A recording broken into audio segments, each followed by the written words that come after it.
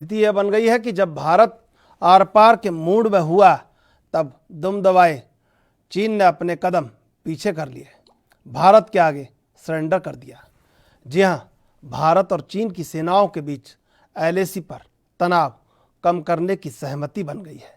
इसी के तहत चीनी सेना ने गलवान घाटी से लगभग 2 किलोमीटर पीछे अपने कदम हटा लिए हैं। चीन का ये बयान ऐसे समय पर आया है जब बीजिंग ने भारत के चौतरफा दबाव के आगे झुकते हुए गलवान घाटी में संघर्ष वाली जगह से लगभग 2 किलोमीटर अपने सैनिकों को पीछे हटा लिया है।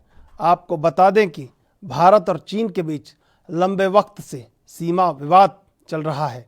इसे सुलझाने के लिए दोनों देशों की ओर से प्रतिनिधि तय किए गए हैं और भारत की ओर से अजित डोभाल ही स्थायी प्रतिनिधि हैं। बताया जा रहा है कि इसी बीच राष्ट्रीय सुरक्षा सलाहकार अजीत डोभाल ने चीन के विदेश मंत्री वांग यी से बातचीत की। डोभाल की बातचीत का असर ऐसा हुआ कि गलवान से चीनी तंबू उखड़ने शुरू हो गए। वो कैसे चर्चा करेंगे, इस पर सबसे पहले ये रिपोर्ट देखते हैं।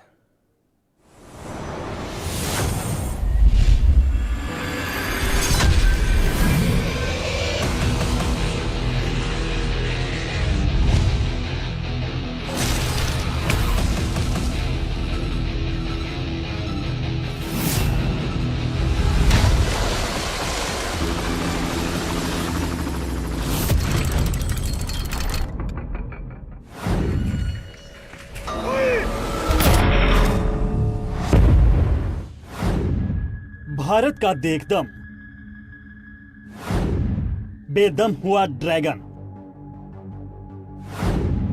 दुम दबाकर भागा चीन, डर गया ड्रैगन। लद्दाख सीमा पर एलएसी के पास चीनी सेना ने आखिरकार अपने टेंट हटाने शुरू कर दिए हैं। दोनों सेनाओं के बीच हुई बातचीत के आधार पर चीनी सेना करीब 1-2 किलोमीटर पीछे हो गई है। अब इस मामले पर चीन के विदेश मंत्रालय ने भी बयान जारी कर दिया है। चीन के विदेश मंत्रालय का कहना है कि शांति स्थापित करने के लिए अग्रिम मोर्चे पर कुछ कदम उठाए गए हैं। इनमें सैनिकों को वापस हटाने की प्रक्रिया शुरू हो गई है। वहीं दूसरी ओर चीनी अखबार ग्लोबल टाइम्स की ओर से भी बॉर्डर पर तनाव कम होने की बात कही गई है। ग्लोबल टाइम्स का कहना है कि भारत की ओर से और चीन की सेनाओं ने फ्रंट बॉर्डर के बेस के आधार पर सैनिक कम करने का निर्णय लिया है। इनमें दोनों देशों के बीच 30 जून को जो बैठक हुई थी उसके बाद यह फैसला लिया गया है। तनाव घटाने के लिए उठाया गया कदम। चीन की ओर से कहा गया है कि कमांडर लेवल की बातचीत में दोनों देशों के तनाव कम करने की इच्छा जताई थी। इसी आधार पर अब यह एक्शन हो रहा है। चीन के अखबार की ओर से कहा गया है कि भारत को चीन के साथ शांति की बात करनी चाहिए और सैनिकों को कम करना चाहिए। भारत ने मिरर डिप्लॉयमेंट किया था चीन। आपको बता दें कि चीन को जवाब देने के लिए भारत ने मिरर डिप्लॉयमेंट किया था। इसका मतलब जितने सैनिक चीन ने तैनात किए, भारत ने भी उतने ही तैनात कर दिए। इसके अलावा भारत की ओर से वायुसेना लगातार अपने लड़ाकू विमानों के साथ अभ्यास कर रही थी। सूत्रों की मानो तो दोनों देशों की सेना ने रिलोकेशन पर सहमति जाहिर की है और सेनाएं मौजूदा स्थान से पीछे हटी हैं। गलवान घाटी के पास अब बफर जोन बनाया गया है ताकि किसी तरह की हिंसा फिर घटने की कोई आशंका न हो। चीनी सेना ने अपने टेंट, गाड़ी और सैनिक को पीछे हटाना शुरू कर दिया है। कोर्प्स कमांडर लेवल की बातचीत में यही तय हुआ है। आर्मी के सूत्रों के अनुसार चीनी करीब 1 किलोमीटर से 2 किलोमीटर के बीच पीछे हो गए हैं, जो भारतीय हिस्से में देखा जा सकता है। हालांकि गलवान घाटी में काफी पीछे तक चीन ने अपने साजो सामान रखा हुआ है। इसके बाद दोनों सेनाओं ने आगे की बात भी हो सकती है। बौखलाया चीन, अब समझा। भारत सेना ने 6 जून, 22 जून और 30 जून को सेना से बात की, जिसमें मौजूदा स्थिति को वापस अप्रैल से पहले ही स्थिति पर ले जाने की बात की ही गई थी। भारत अपने मुद्दे पर अड़ा रहा, लेकिन चीन नहीं माना। बॉर्डर पर आर पार की लड़ाई की ओर से चीन और ने भी बढ़ाई और कदम आगे बढ़ाए। सेना की मौजूदगी रही। जवाब में भारत ने भी अपनी तैनाती बढ़ा दी। अब लद्दाख बॉर्डर पर भारतीय सेना की कई टुकड़ियां तैनात हैं। पीएम के दौरे से चौंका था चीन। पिछले शुक्रवार को प्रधानमंत्री नरेंद्र मोदी ने अचानक लेह का दौरा किया था। पीएम मोदी नीम पोस्ट पर पहुंचे थे, जो लद्दाख बॉर्डर के कुछ दूर पर था, लेकिन यहां मौजूद थे। हालांकि यहां बड़ी संख्या में सेना के जवान मौजूद हैं।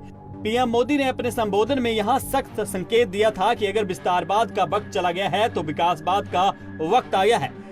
इसी बयान के बाद चीन बौखला गया था और अब वर्तमान में चीन ने अपने 2 कदम पीछे ले लिए हैं। News desk report, NB news.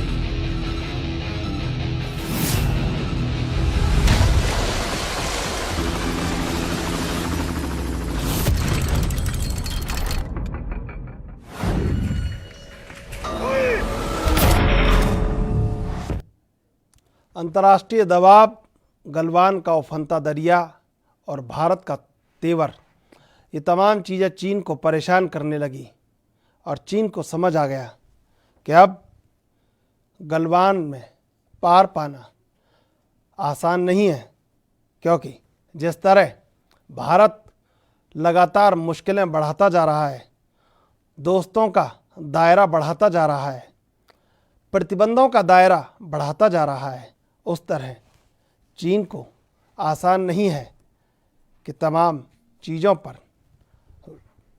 इन सारे मोर्चों पर विजय प्राप्त कर ले। और समझ में उसको आ गया कि पीछे हटने के अलावा कोई चारा नहीं है। आपको ये भी बता दें कि जिन चीन के विदेश मंत्री वांग यी से भारत के राष्ट्रीय सुरक्षा सलाहकार अजीत डोभाल ने चर्चा की, वांग यी विदेश मंत्री तो हैं ही, लेकिन चीन के राष्ट्रीय सुरक्षा सलाहकार भी हैं। तो ऐसे में 2 NSA जब चीज़ों पर, सारी रणनीतियों पर चर्चा करने लगे, तो चीन को समझ में आया कि मामला इस बार कमज़ोर है और इस बार भारत की ताकत बहुत ज़्यादा है और उस ताकत से टकराना बिल्कुल भी मुनासिब नहीं है। सारी चीज़ों पर चीन ने विचार करके अपने कदम पीछे तो खींच लिए हैं, लेकिन इन कदमों में जो सबसे बड़ी चीज़ है, अगर खो गया है तो एक विश्वास पड़ोसी का, और पड़ोसी पर अब विश्वास किया नहीं जा सकता। पड़ोसी की एक एक हरकत पर निगाह चौकस रखी जाएगी और उसको सारे तराजुओं में तौला जाएगा कि कहाँ कहाँ पर चीन पीछे हट रहा है और कहाँ कहाँ पर चीन आगे बढ़ने की आंतरिक रणनीति बना रहा है। और इस आंतरिक रणनीति में अगर उसका वही पुराना विस्तारवादी चेहरा है, तो फिर उसको जवाब देने के लिए वापस कैसे चौकस हुआ जाए। बहुत सारी रणनीतिक चाल कहीं शेह और मात की अंतिम बाजी पर खेल आकर रुक गया था और चीन बहुत अच्छे से शतरंज की 16,000 बाजियों की अंतिम बाजी में ये समझ चुका था कि अब 6 जून, 22 जून और 30 जून जो वार्ताएं चीन ने की और जिस तरह अपनी सहमतियों को खुद ही तोड़ दिया, अब इससे पीछे हटना ही होगा। क्योंकि भारत जिस तरह आगे बढ़ चुका है, भारत जिस तरह गलवान को लेकर पूरी तरह मुस्तैद हो चुका है, भारत की सीमाओं पर जंगी जहाज जिस तरह गड़गड़ाहट कर रहे हैं, तो आदेश के इंतज़ार से चीन को कपकपी छूट गई और कपकपी गलवान के उफनते दरिया से भी छूट गई कि सेना में वो तेवर नहीं है चीन की जो भारतीय सैनिकों के अंदर दमखम है। भारतीय सैनिकों के भीतर अपनी देश के लिए बहने वाला, रगों में दौड़ता वो खून जो तमाम तापमान को सियाचिन के -डिग्री तापमान में भी लगातार सैनिक का लहू उबलता रहता है और देश के लिए मरने मिटने को तैयार रहता है। ऐसा दम चीन के सैनिकों में कहाँ। और चीन इस बात को अच्छी तरह समझ गया कि महज लड़ाई सेना से ही नहीं लड़ी जाएगी, अंतर्राष्ट्रीय दबाव है, गलवान का उफनता दरिया है और भारतीय सेना पूरे तेवर में चीन के अहंकार को ध्वस्त करने के लिए तैयार। तो फिर चीन ने तय किया कि अब कुछ दिखाना पड़ेगा। अब चीन की आंतरिक रणनीति क्या है, इस पर बहुत पैनी निगाह और सरसरी निगाह रखनी पड़ेगी, क्योंकि चीन पीछे हटा है। तो क्यों हटा है और उसकी पीछे हटने में जो रणनीति है उसमें कहीं कोई पेंच है, मजबूरी है या समझौता है, तमाम चीज़ों पर विचार करना होगा। और विचार इस बार पक्के से करना होगा, क्योंकि अब जो गलतियां पहले हुई उन्हें दोहराया नहीं जा सकता और उन गलतियों पर फिर से कोई मात नहीं खाई जा सकती। इसलिए चीन से कदम कदम पर चौकस रहना है और चीन को बताना है कि आगे आना अब मुनासिब नहीं तुम्हारे लिए, क्योंकि भारतीय सेना अपनी पूरी तैयारी के साथ और इस समय हमारे साथ जुड़े हुए न्यूज रूम से सुनील हमारे सहयोगी। सुनील, जिस तरह चीन पीछे हटा है, अंतर्राष्ट्रीय दबाव, गलवान का उफनता दरिया और भारत के कड़े तेवर, इन सारी चीज़ों को देखकर चीन को लग गया कि पीछे हटना ही विकल्प है। इस समय और कोई विकल्प उसे नजर नहीं आ रहा था। देखिए त्रिशूल, सीधी सी बात है कि चीन के तोते उड़ गए हैं, क्योंकि फायर और फ्यूरी का जिक्र जैसे पहले भी किया हुआ था, तो उसके बाद जो चीजें सामने निकल कर आई हैं तो उससे साफ हो गया है कि बुलेट का रास्ता भी भारत जानता है और कलम का रास्ता भी। और ये तमाम चीजें जो आज हुई है, जो 1.5 से 2 किलोमीटर पीछे अपने तंबू लेकर गया है चीन, वो इस बात का संकेत है कि कहीं ना कहीं चीन घबराया हुआ है। शायद वो इस भुलेखे में था कि 1962 में जो हुआ वो शायद दोबारा हो जाए, लेकिन वो उस टाइम के भारत में और आज टाइम में दशकों का फर्क है, ये चीन जान गया है। अमेरिका को भी पता है, इसलिए उसके साथ मैत्रीपूर्ण संबंध हैं भारत के। और जिस तरीके से आज जो चीजें निकलकर सामने आई हैं उससे ये चीजें स्पष्ट हो गई हैं कि भारत और अमेरिका के दबाव के आगे आज चीन ने घुटने टेक दिए हैं। और उन घुटनों के बल आज कुछ दिन बाद शायद यह भी होगा कि क्यों जो अर्थव्यवस्था कोरोना काल से हिली हुई है, जो चाइना पर कोरोना को लेकर दबाव बना हुआ है, तो कहीं ना कहीं वो सारी चीजें निकलकर सामने आएंगी। और बाकी जितने भी मुल्क हैं, क्योंकि कई देशों से चीन की सीमाएं लगती हैं और सीमा विवाद जो जमीन का विवाद, भू माफिया चीन जो बना हुआ है, तो उसको घुटने टेकने ही होंगे। और जो आज का भारत है उसके आगे कहीं ना कहीं चीन को झुकना ही होगा। क्योंकि जो हाल ही में मेरे पास एक और बड़ी इसके संबंध में बड़ी खबर जो आ रही है, तो भारत से चीन समझौते पर, जो भारत और चीन का आज समझौते को लेकर जो बयानबाजी हुई है, जो वार्ता दोनों मुल्कों की हुई है, तो उसके बाद चीन का जो बयान आया है तो उसमें यह कहा गया है कि LAC पर हालात सामान्य बनाएंगे। यह चीन की ओर से बयान दिया गया है और दोनों देश बातचीत जारी रखेंगे। इस बात पर चीन जो है वो अब सहमत हुआ है। जो पहले अपनी अकड़ दिखा रहा था, अब उसको पता लग गया है कि भारत में कितनी शक्ति है, कितना महाशक्तिशाली मुल्क है, और इससे पंगा लेकर अगर ये बस तो नहीं पाएगा, कमर इसकी टूट जाएगी, क्योंकि अर्थव्यवस्था ने वैसे ही इसकी चारों खाने चित कर दिया है। जो आज चीन के हालात हैं, कई कंपनियों ने इसके साथ लिंक तोड़ दिया है, जिसके बारे में हम पिछली रिपोर्ट में पहले भी बता चुके हैं। और जो चीजें आज निकल के त्रिशूल सामने आई हैं, तो उससे स्पष्ट है कि ऐसी चीजें अगर नहीं सुधरते हालात, तो चीन को और जो है वो नुकसान हो सकता है। बिल्कुल, जो कहीं एक वार्ता चल रही थी लगातार, जिस पर सहमति नहीं बन पा रही थी, लेकिन दोनों देशों के एनएसए बात करते हैं। भारत के एनएसए अजीत डोभाल और चीन के विदेश मंत्री और एनएसए वांग यी बातचीत करते हैं और एक दूसरे को अपनी स्थितियां बताते हैं कि हमारी स्थितियां इतनी मजबूत हैं और तुम्हारी स्थिति इतनी कमज़ोर है। तो उनको कहीं समझ में आ जाता है कि स्थिति अगर कमज़ोर है तो फिर चारों तरफ से घेरा मजबूत है।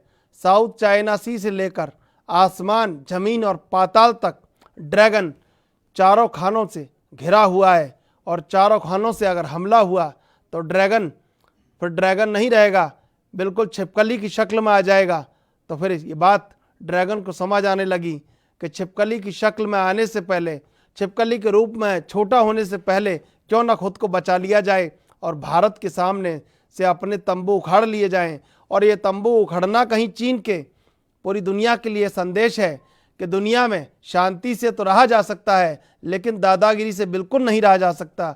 और चीन भी ये बात समझ गया है, लेकिन उस पर भरोसा करना, एक पड़ोसी की तरह भरोसा करना, रात बेरात जिस तरह वो धोखे करता है, बिल्कुल भी ठीक नहीं है।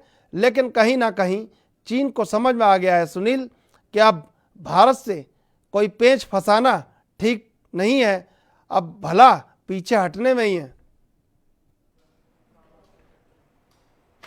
जी त्रिशूल, मैं आपको एक बात बता दूं कि भीर भोग्य वसुंधरा जो भारत की हमारी वसुधा है, तो ये चीज़ चीन को समझनी होगी कि राष्ट्र हित में या समाज हित में या विश्व हित में युद्ध नहीं है, बातचीत से मसला हल हो सकता है। और आज का जो भारत है, जो भारतवर्ष है, वो महाशक्तिशाली मुल्क की ओर जो विकसित देश बन रहा है, तो उससे वो चीन अब जो ड्रैगन है, जो डरा हुआ है। तो ऐसे में जो वांग यी जो विदेश मंत्री थे चीन के, और जो 30 तारीख को वार्ता हुई थी एनएसए अजीत डोभाल के साथ, तो उसके बाद जो तमाम चीजें निकलकर सामने आई हैं, तो उसको देखकर अब स्पष्ट हो गया है कि चीन डरा हुआ है और अपने कदम उसने पीछे ले लिए हैं। क्योंकि मैं पहले भी कहता रहा हूं कि चीन जो सियासी चाल चलता है, जो उसके प्लान होते हैं, वो शतरंज के उस प्यादे की चला चलता है जो 2 कदम आगे नहीं 4 कदम पीछे लेता है। तो चीन आज घुटने टेक चुका है, इसमें कोई दो राय नहीं। भारत के आगे चीन हार चुका है,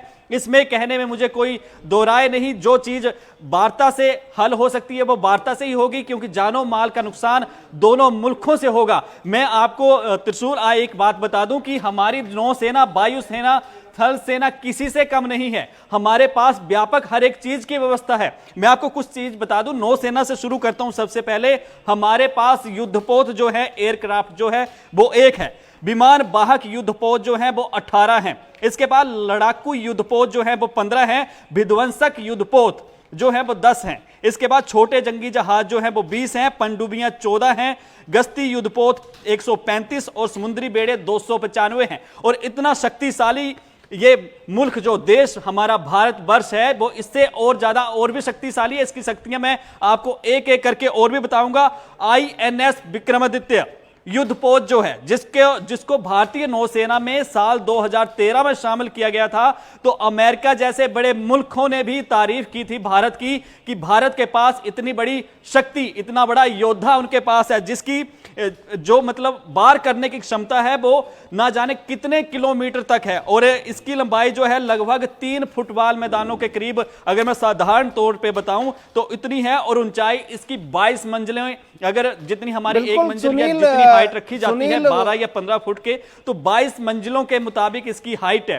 तो इसके अलावा इसमें जो हमारे पास और जो चीजें हैं, कामोव 31, कामोव 28 हेलीकॉप्टर, और इसके बाद मिग 29 के लड़ाकू विमान, ध्रुव चेतक हेलीकॉप्टरों सहित 30 विमान, एंटी सुनील, मिसाइल बहुत सारी प्रणालियां हमारे चीजें पास हैं जो हैं वो सुनील, तैनात बहुत की गई हैं। सारी इसके चीजें बीच हैं, लेकिन तो सबसे बड़ी बात ये 1600 भी है। लोगों के ले जाने की क्षमता रखता है जो आईएनएस विक्रमादित्य है। इसके अलावा और भी मतलब 100 दिनों तक ये लगातार जो है वो समुद्र में लगातार गश्त कर सकता है, इतनी इसकी कैपेसिटी है।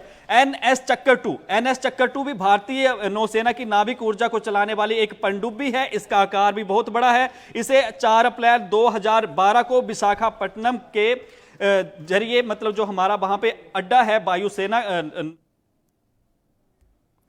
बिल्कुल, बहुत सारी भारत की अपना तेवर है, भारत की अपनी शक्ति है।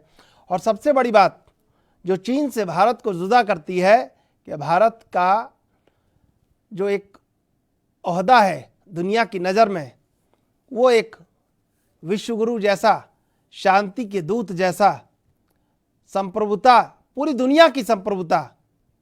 एक दुनिया एक बस्ती है और बस्ती में शांति का माहौल कैसे रखा जाए, अगर ये सीखना है तो कोई भारत से सीखे।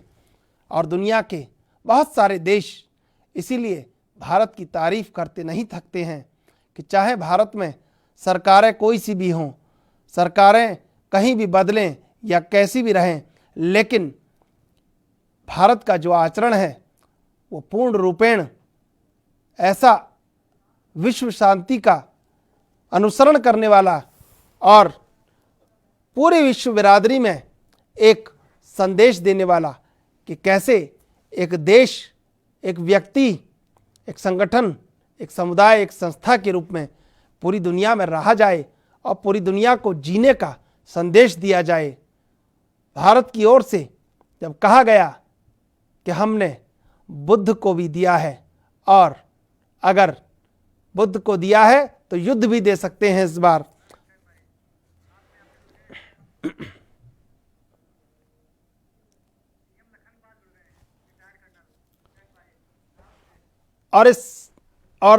हमारे साथ इस समय जुड़ चुके हैं रिटायर्ड कर्नल सीएम लखनपाल। आपका बहुत बहुत स्वागत एएनबी न्यूज पर। सर, आपसे जानना चाहेंगे कि आप जिस तरह चीन पीछे हटा है, चीन पर नज़र तो रखनी होगी, लेकिन ये चीन की बहुत बड़ी पराजय है इस बार। सुनील, बहुत सारी चीज़ें हैं कि कहीं चीन ने जिस तरह अपने तंबू उखाड़े हैं, अब अंतर्राष्ट्रीय बिरादरी में कहीं किरकिरी तो उसकी हुई है। मैं आपको बता दूं कि किरकिरी की तो बात मतलब अब जो हम लोग कहते हैं आमतौर पर कि नाक दिखाने की फंस जाएगी चीन को, ऐसे हालात चीन के सामने आ गए हैं। क्योंकि पाकिस्तान को सपोर्ट करने वाला चीन, अब पाकिस्तान ही उसको कहीं ना कहीं आंख दिखाने लग पड़ा है।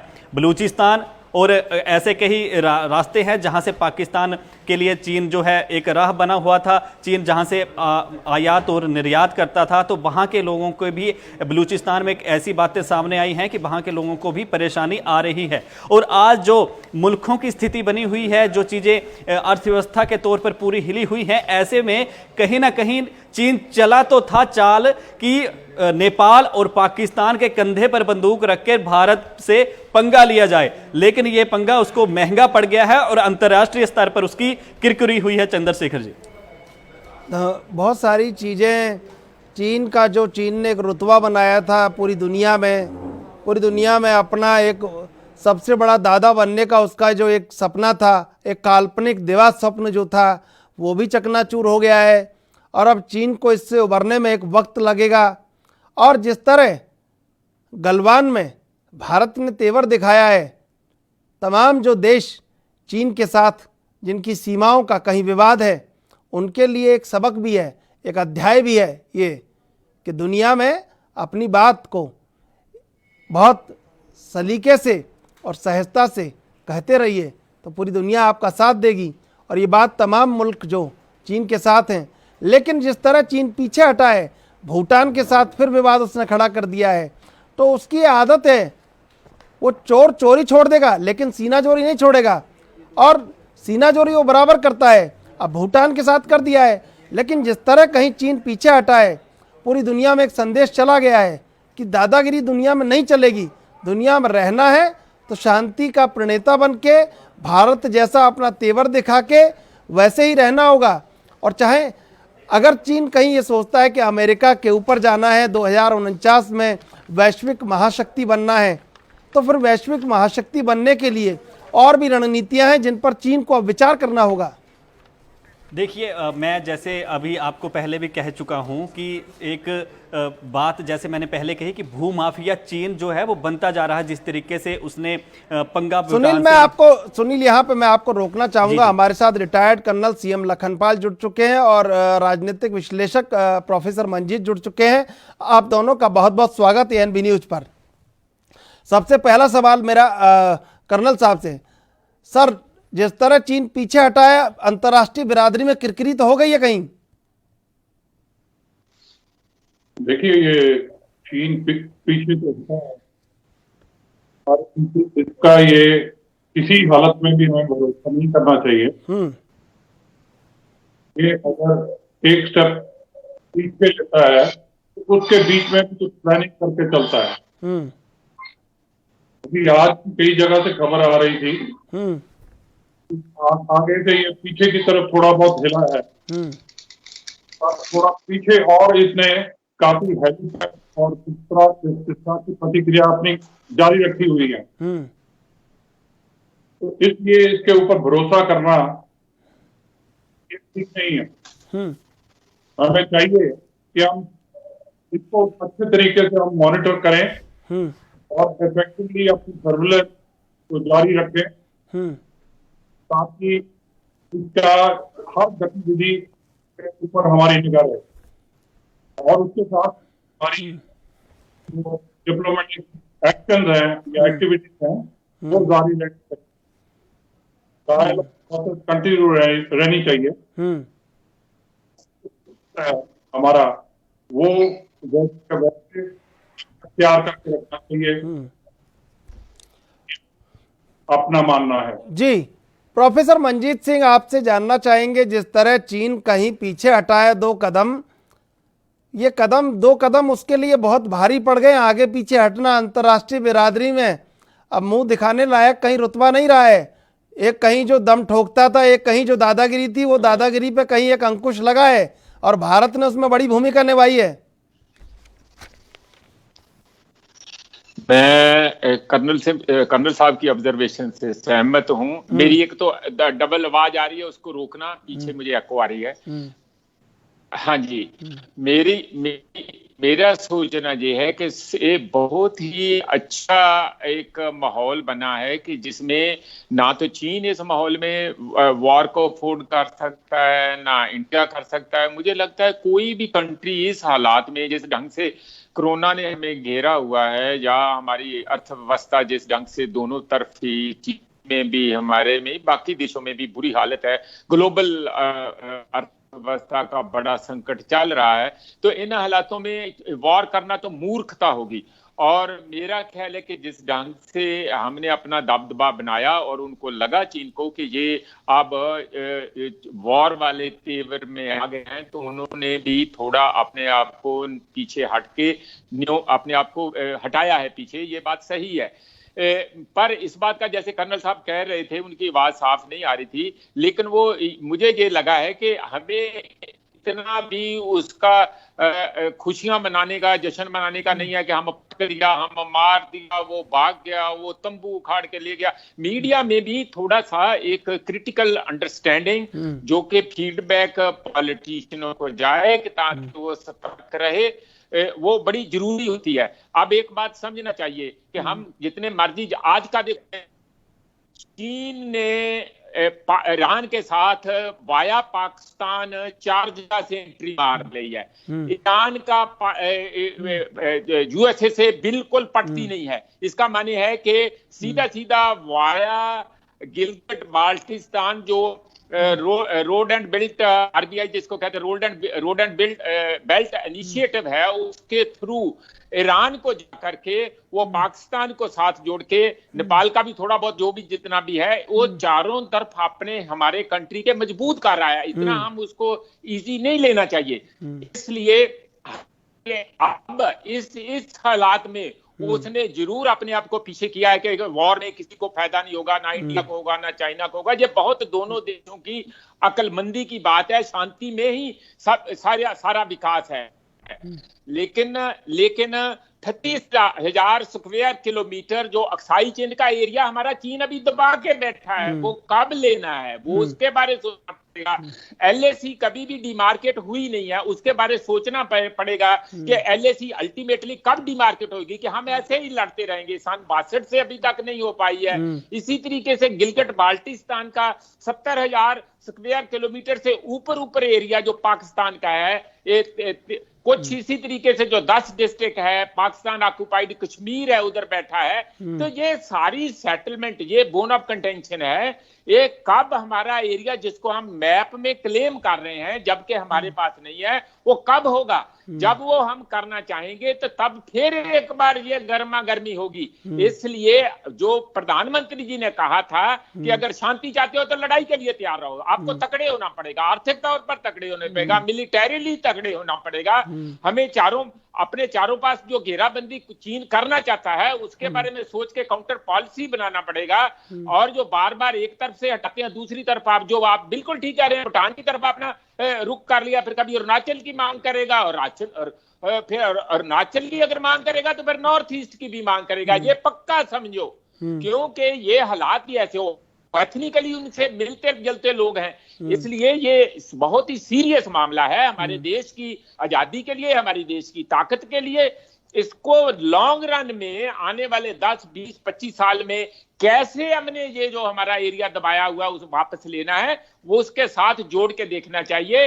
अब की बार जो अभी पीछे हटे हैं, अजीत डोभाल वगैरह, उनके वांगशी जो उनके फॉरेन मिनिस्टर है, उनके साथ जो कल फोन पर बात हुई है, वो पीछे हटना बिल्कुल ठीक है, मुझे अच्छा लगा। और इस बात की अजीत डोभाल को बधाई भी देना चाहिए कि उन्होंने कम से कम इतना तो उनके फॉरेन मिनिस्टर को समझा दिया कि अब हम मरता क्या ना करता, अगर आप हमारे एरिया को लोगे तो हम मुकाबले में आएंगे और हम आपके दांत खट्टे करने के पूरे इस बात सशक्त हैं, इसके लिए हम तैयार बैठे हैं। तो उसका असर जरूर हुआ। बिल्कुल बिल्कुल प्रोफेसर साहब, कर्नल साहब, आपसे मेरा ये सवाल है कि क्या अगर गलवान में पीछे हट गया है चीन और कहीं गलवान में बात हो चुकी है कि पीछे हटना है आपको, कहीं सारी जो एक लाइन ऑफ एक्चुअल कंट्रोल है उसका सम्मान करना है, मैप एक्सचेंज, सारे मुद्दे, ऐसे बहुत सारी चीज़ें हैं जिन पर चर्चा करनी है, लेकिन क्या हम इस बात को ऐसे देखें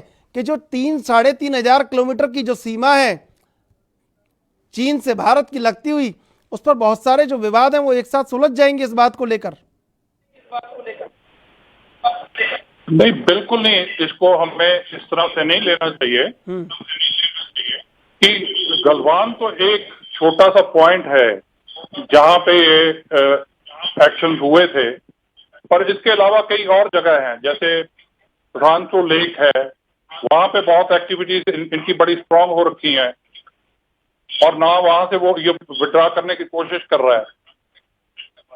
हमें बड़ी सख्ती से इसके साथ पेश आना चाहिए और ये चीजें इसकी हमें एक्सेप्ट नहीं करनी चाहिए। ये इसकी टेम्परेरी गतिविधियां हैं। हमें एक ताकतवर मुल्क की तरह इकट्ठे होकर इस चैलेंज को एक्सेप्ट करना चाहिए और चाइना को नेगोशिएटिंग टेबल पे लाना चाहिए और उससे कमिटमेंट लेनी चाहिए हमारे को, ताकि ये प्रॉब्लम जो है इसको हम परमानेंट कोई इसका सॉल्यूशन पता कर सकें। कह रहे थे कि अक्साई चीन पर भी बात करनी चाहिए भारत को, अब गिलगिट बाल्टिस्तान पर भी लगातार जिस तरह भारत ने मौसम बताया है, तो हम अपनी चीज़ों पर कब बात कर पाएंगे और ये स्थायी समाधान कैसे निकलेगा? ये तो अस्थायी समाधान है कि गलवान में 2 किलोमीटर पीछे हट गए, लेकिन ये लड़ाई कहाँ कहाँ लड़ी जाएगी? चीन को कहाँ कहाँ कहा जाएगा कि आप पैंगोंग त्सो से लेक से हटो, आप वहाँ से हटो, आप अरुणाचल प्रदेश में अराजकता मत फैलाओ, आप नेपाल को मत उकसाओ कि वो नक्शे जारी करे? ये कैसे कहा जाएगा? अंतर्राष्ट्रीय बिरादरी में रहने का जो एक मापदंड है, कहीं चीन पर कैसे उसको दबाव पड़ेगा कि उस पर रहने के लिए तमाम मापदंडों का पालन करना है, वो सारी चीजों को भूल चुका है प्रोफेसर मंजीत सिंह। हाँ हाँ, ये आपकी बात बिल्कुल ठीक है कि हमारे कुछ पेंडिंग मामले हैं। मेरा ख्याल है कि दो फ्रंट पर लड़ाई है। एक तो हमें अपनी मिलिट्री को पूरा और सशक्त करना पड़ेगा, स्ट्राइकिंग पावर जिसको कहते हैं, इसमें भी कोई दो राय नहीं। मैं बहुत मिलिट्री एनालिस्ट को सुनता रहता हूं। अभी भी जो चीन की स्ट्राइकिंग पावर है, खासकर जो क्रूज मिसाइल हैं, उनके पास S-400 है। हमारे पास अभी रशिया ने कह रहा है कि अभी और डिले हो गया। कितनी बार एडिटोरियल आ गया कि S-400 मिसाइल सिस्टम हमारे पास रशिया का आ रहा है, क्यों नहीं आया अभी तक? आना चाहिए था। रफाल आ जाएंगे 4, उससे कुछ हमें थोड़ा हिम्मत मिलेगी, क्योंकि वो काफी अपडेटेड और काफी सशक्त हैं। इन मामलों में एक तो हमें थोड़ा, क्योंकि पैसे से सारी चीज होगी, कोई मुफ्त तो होगी नहीं, इसलिए एक तो ये है। दूसरा, हमें इंडिजिनसली अपने जो हिंदुस्तान एरोनॉटिक्स है उसको मजबूत करना पड़ेगा, उसको एफिशिएंट करना पड़ेगा। इस लेवल पर भी हम बार बार कितना हार्ड करेंसी से, कितना बाहर से जो सामान खरीदेंगे, मिलिट्री इक्विपमेंट खरीदेंगे, वो बहुत, आपके पास इतनी अनलिमिटेड हार्ड करेंसी नहीं होती है, वो भी करना पड़ेगा। इसी तरीके से इकोनॉमिक लेवल पर भी उनकी जो इकोनॉमी है, हालांकि पॉपुलेशन तो तकरीबन सेम है, उनकी 4 गुना तकरीबन हमारे से इकोनॉमी भी स्ट्रांग है। तो ये 4 सारे फ्रंट पर जब तक हम अपने आप को तकड़ा नहीं करते, अब उधर से उधर को कदम तो जा रहे हैं, आने वाले समय में जरूर इसका समाधान निकलेगा। लेकिन आज की डेट में सबसे जो खुशी की बात है, जो अभी आज की खबर है, इतने लंबे 2 महीने के ऊपर स्टेलमेट के बाद, एक टेंशन के बाद, कि नहीं धीरे से डी एस्केलेशन जिसको कहते हैं, फौजें पीछे को जाने लगी है, ये बहुत जरूरी है। नहीं तो हमारा देखो कि इस सारे मामले में लोग कोरोना भूल ही गए। वो बड़ी बड़ी चुनौती है, बहुत बड़ी महामारी है, पैंडेमिक है, उसको हम कैसे फाइट करेंगे अगर हम इधर ही हमारा ध्यान लगे रहेगा? तो ये अच्छी बात, इसकी बधाई अजीत डोवल जहां अपनी इंडियन गवर्नमेंट को देनी चाहिए कि इसमें टैक्टिकली ये अच्छी बात है कि उन्होंने उनको पीछे हटने के लिए मजबूर किया है। बिल्कुल कर्नल साहब, जिस तरह का आत्मविश्वास कई भारतीयों में इस बार था, हमेशा से रहा है, लेकिन कहीं चीन को लेकर एक संशय था कि कहीं सरकार कोई ऐसा समझौता ना करे या ऐसी कोई बात ना करे जिससे कहीं भारत के मान सम्मान में कोई चोट पहुंचे। तो उन तमाम चीज़ों पे आज जिस तरह चीन पीछे हटा है, कहीं एक आत्मविश्वास में बढ़ोतरी भी हुई है और कहीं एक परिपक्वता भी एक कहीं निश्चित हुई है कि भारत अंतर्राष्ट्रीय बिरादरी में अपना रुतबा अब लगातार बढ़ाता जा रहा है। नहीं, अभी जो हमने जितना हमने इंटरनेशनल प्रेशर बिल्डअप किया है, उसको हमें मेंटेन करना चाहिए। और इसकी गतिविधियां जो है चाइना की, हमें काफी दिन तक और ऑब्जर्व करनी चाहिए। ये इतनी जल्दी ये मानने वाला नहीं है, इसके ऊपर विश्वास नहीं किया जा सकता। अभी एक बड़ा अच्छा इंटरनेशनल प्रेशर बना हुआ है और इस प्रेशर को मेंटेन करके रखना चाहिए। और उसकी वजह से ही ये हमारे कुछ काबू में आ सकता है। अदरवाइज अगर हम अपना पोस्चर को चेंज करेंगे बॉर्डर पे, तो उसका हमारे को लॉन्ग टर्म में नुकसान होगा। इतनी एफर्ट करने के बाद अगर हम सडनली अपने आप को विड्रॉ करना शुरू कर देंगे बिना ऑब्जर्व किए हुए, ये हमारा नुकसान होगा। बिल्कुल।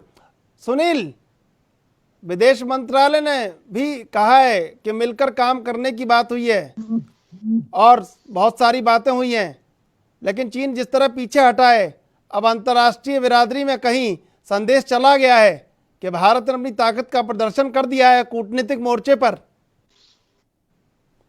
देखिए चंद्रशेखर, सीधी सी बात है कि कहीं ना कहीं जो चीन है उसका चरित्र तो अब बेनकाब हो ही गया है, क्योंकि जो चीज़ें निकल कर सामने आई हैं। और इस बात में मैं एक बात यहाँ पे ये भी क्लियर कर दूं कि चीन वो देश है जिसका एक बात अक्सर कही जाती है कि इसका सामान कम ही टिक पाएगा। खैर, ये तो अक्सर चीज़ें सोशल मीडिया पे इस तरह के कई चुटकुले जो आते रहते हैं, लेकिन आज जो चीज़ सामने आई है तो ये देखने वाली बात होगी कि जो विदेश मंत्रालय के मंत्री, विदेश मंत्री वांग यी ने जो बात कही है अजीत डोभाल के साथ मुलाकात के बाद जिस तरह के बयान आए हैं, जिस तरह की अखबारों ने वहां की सुर्खियां बनाई हैं कि सेना पीछे ले ली गई है, तो अब देखना यह होगा कि चीन इस पे खरा उतर पाएगा या कोई छल कपट तो नहीं करेगा। यह बड़ी बात होगी, क्योंकि चीन ऐसे तरीकों के लिए काफी वैसे भी चर्चा में रहता है कि कोई ना कोई छल कपट की भावना उसमें हमेशा ही रहती है। वैसे 30 जून को जो बैठक हुई है उसका सकारात्मक जो आज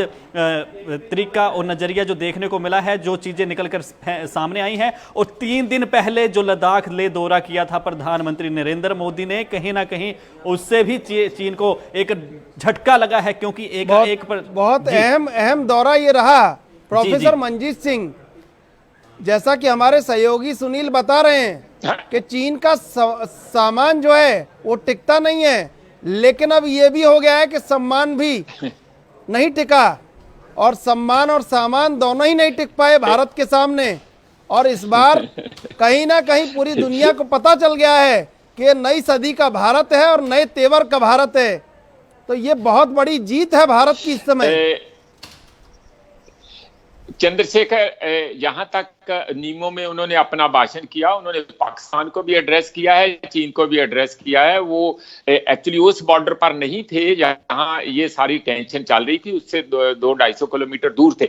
लेकिन उससे अच्छा ये हुआ कि दोनों जो बॉर्डर पता चल रहा था कि पाकिस्तान और चीन मिलकर के कहीं अपनी तैयारी ना करते हो, ये भी खबर आ रही है कि पाकिस्तान ऑक्युपाइड कश्मीर में पीओके में कोई तैयारी ऐसी नहीं, कोई फौज जमाबंदी नहीं हो रही है। इसका माने है कि पाकिस्तान अभी उस मामले में एक्टिव नहीं हुआ था, ज्यादा चीन ही अपने आप लेवल पर एक्टिव था।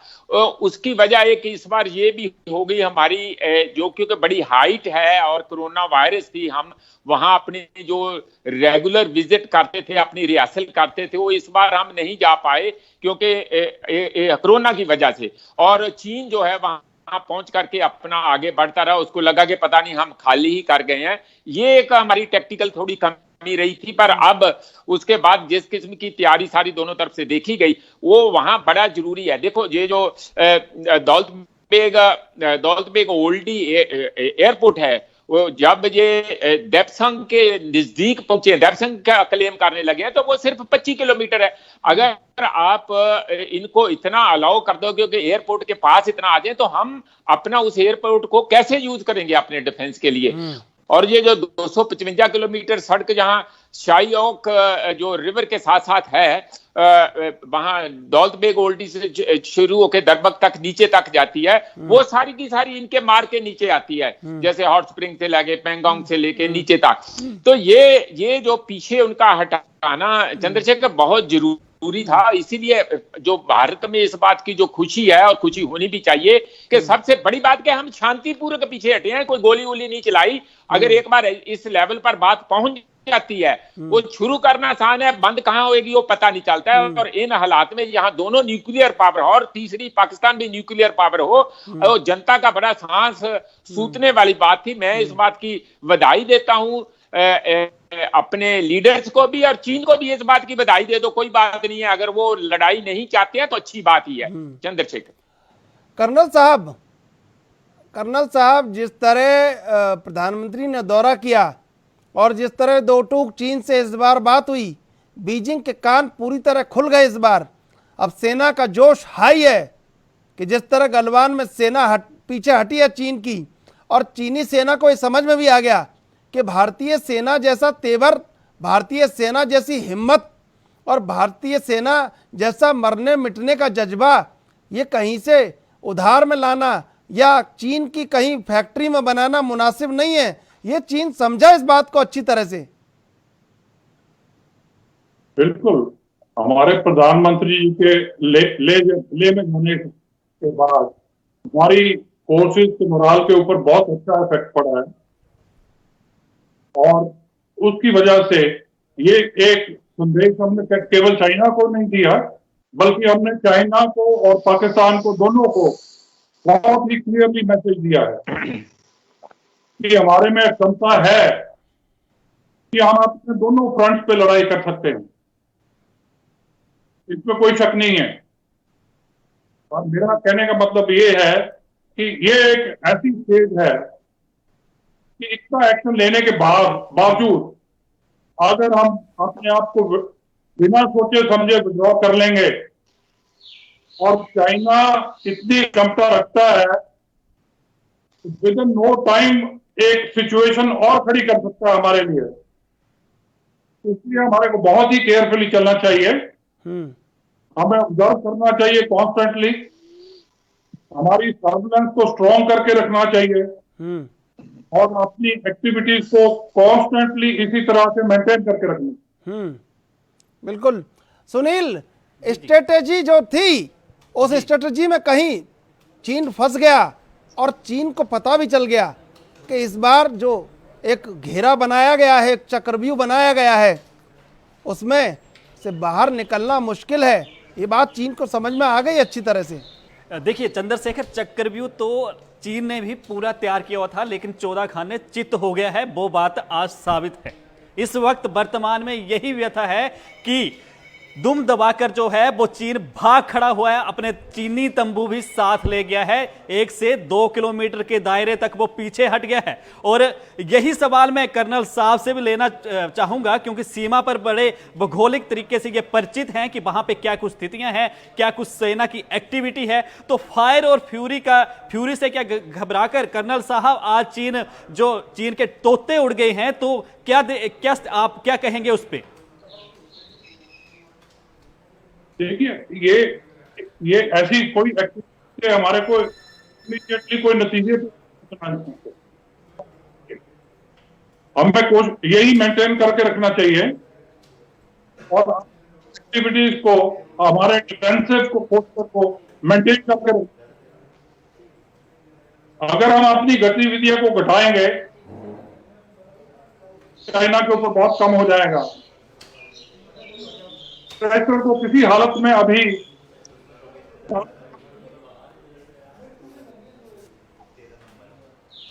बिल्कुल। प्रोफेसर मंजीत सिंह, मेरा आपसे सवाल है कि ठीक है, लगातार भारत ने अपने तेवर को दिखा दिया है और कहीं बता दिया है दुनिया को कि भारत मजबूत है, सशक्त है, संप्रभुता और सीमा की रक्षा करने में सक्षम है, लेकिन आंतरिक व्यवस्था को भी अब मजबूत करना पड़ेगा।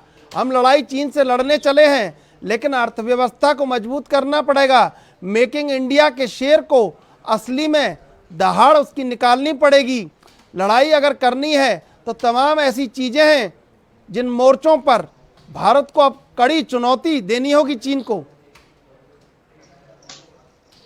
बिल्कुल ठीक है आप चंद्रशेखर जो कह रहे हैं, आत्मनिर्भर भारत का जो नारा प्रधानमंत्री ने दिया है वो बहुत इंपॉर्टेंट है, लेकिन अभी कोई क्लियर मार्ग उसमें नजर नहीं आ रहा है। देखो अभी जो क्राइसिस में चल रहे हैं, अभी इस साल कम से कम जो 2020 चलेगा, ये काफी आर्थिक संकट वाला चलेगा। इससे बाहर कैसे उभर के आना है वो अपने आप में बहुत बड़ी चुनौती है।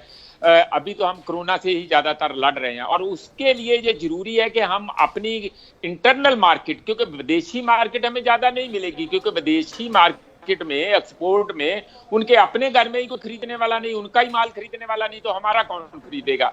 तो बाहर का एक्सपोर्ट में हमें ज्यादा नहीं चांस मिलेगा। हमें अपनी ही बड़ी इतनी मार्केट है उसको थोड़ा स्टिमुलस देना पड़ेगा, और स्टिमुलस देने के लिए गवर्नमेंट को किसी ना किसी तरीके से इंफ्रास्ट्रक्चर पर खर्चा करना पड़ेगा, लोगों को पैसा लोगों की जेब में डालना पड़ेगा, ताकि मार्केट हमारी गर्म हो और हमारा इकोनॉमी का चक्का घूमने लगे। लेकिन आज की डेट में अभी ऐसा बहुत कम कर पाए हैं हम। वो उसके कारण बड़े साफ हैं, क्योंकि पहले से ही हमारा जो इकोनॉमी है मार्च से पहले से भी थोड़ी नीचे को जा रही थी, क्योंकि जो जितनी भी एवेल्युएशन आई है 4.2% जीडीपी पर हम आ चुके थे, जो कि काफी कम थी। इसलिए जब हम स्टार्टिंग में ही थोड़े कम थे और कोरोना के आने से फैक्ट्रियां बंद करनी पड़ी, वो भी जरूरी थी, उसके बाद भी और थोड़ी कम हुई, हमारे झटका तो बहुत लगा हुआ है। लेकिन अब जो जितने हमारे अच्छे अर्थशास्त्री हैं, हमारे पास नोबेल लॉरेट हैं, दो नोबेल लॉरेट इंडिया में हैं इकोनॉमिक्स के,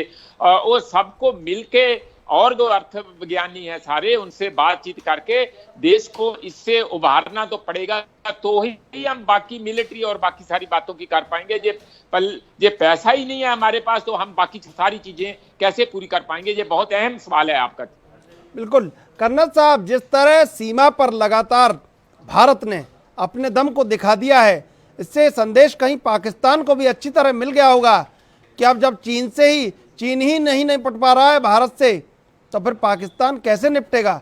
लेकिन पाकिस्तान ने अपनी तमाम गतिविधियों को, जो शैतानी उसकी गतिविधियां हैं, वो शैतानी गतिविधियां, आतंकी गतिविधियां जारी हैं लगातार। तो उसका क्या स्ट्रेटेजी रह सकती है पाकिस्तान की कि उसको कहीं ना कहीं बदलाव करना होगा आने वाले दिनों में। इसके लिए दो तरह की एक्टिविटीज हैं। एक तो मिलिटरीली जो हम कर रहे हैं कि हमारा जो पोस्टर है, डिफेंसिव पोस्टर है, उसको और भी स्ट्राइकिंग करें, और खास तौर पे जो हमारी एलओसी है उसको और भी इफेक्टिवली हम उसके ऊपर उसको डील करें, और प्लस जो टेररिस्ट वहां पे एंट्री कर जाते हैं उनके अगेंस्ट सख्त कार्रवाई की करते रहें। दूसरा जो है, हमने ऑलरेडी एक संदेश उसको दे दिया है, हमने अपनी कैपेसिटी जाहिर कर दी है, हमने दिखा दिया है कि हमारी कैपेबिलिटीज है कि हम दोनों फ्रंट पे हम एक साथ एकजुट होकर लड़ाई कर सकते हैं। पाकिस्तान तो हमारे लिए एक छोटा सा मुल्क है, हम जबकि हमारी क्षमता इस वक्त ये है कि आप दोनों मुल्कों को डील कर सकते हैं। अगर हमारी कमजोरी जो है वो हमारा लॉजिस्टिक्स है, लॉजिस्टिक्स हमारे अभी लिमिटेड पीरियड के लिए है, उसमें हमारे को बढ़ोतरी करने की जरूरत है।